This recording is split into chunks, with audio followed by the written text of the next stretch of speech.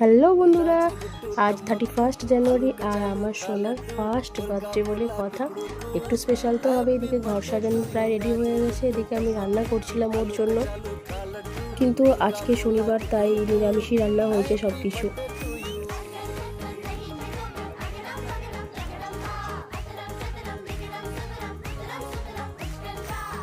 এই যে আমার সোনা, আমার রাজকন্যা রেডি হয়ে গেছে। এই যে ও আজকের জন্মদিনের স্পেশাল লাঞ্চ।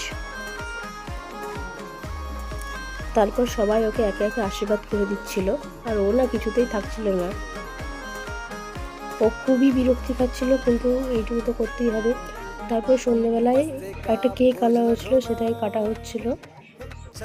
ও খুব মজাই পাচ্ছিল, কিন্তু একটু ভয় পাচ্ছিল তারপরে আবার। তো তোমরা সবাই ওকে আশীর্বাদ করো, ও যেন অনেক বড় হয়, মানুষের মতো মানুষ হয়।